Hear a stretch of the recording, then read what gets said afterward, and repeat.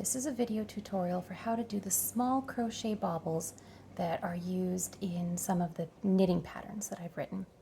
So the first thing you're going to want to do is you're going to take your needles and you're going to want to go to wherever it is in the pattern that you want to make your bobble.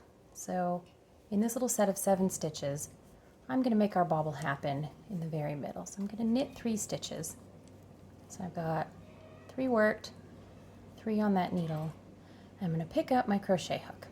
I usually let go of the right hand needle while I'm doing these bobbles.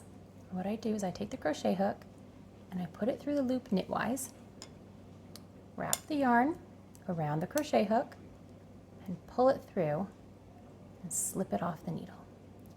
Now the fun part begins. You wrap the yarn once, put it through the same loop, pull it through. That's one time.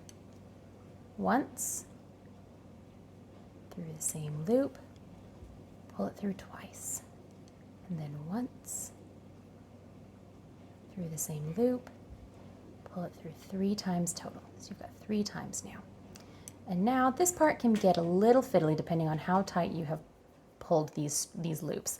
I like to keep my loops a little tighter because it makes for a neater bobble, but it does mean that drawing the yarn through all these loops can sometimes get a little tricky. So here's what you do. You wrap your yarn and you pull it through, oops, see if I can get it to work, all of the loops on the needle, or on the hook. And this can get a little fiddly. You'll notice I'm doing a lot of twisting here to get it through. And it's a little easier when you're in your normal working position, but because I'm sitting here in front of the camera with my hands held at an awkward angle, it doesn't go through quite so smoothly. But there we go, we've got it through. Now grab the yarn and pull it through that last loop one more time. Now you've got your nice tight little bobble. You're almost done. So you're going to take this hook and you're going to insert it through the left leg of the stitch below where your bobble came out of. So you'll see your bobble's growing out of this stitch here. You're going to insert it purlwise through that left leg. Loop it, pull it through. So you've got 2 loops here. Loop it, pull it through both those loops there, and then put that last loop up onto your right needle and pull out the crochet hook. And you're all done. You'll see you've got a nice, tidy little bobble right there. What I like to do in my patterns to make this bobble even smaller and tidier is I often use a crochet hook that's a few sizes smaller than the needles I'm working with.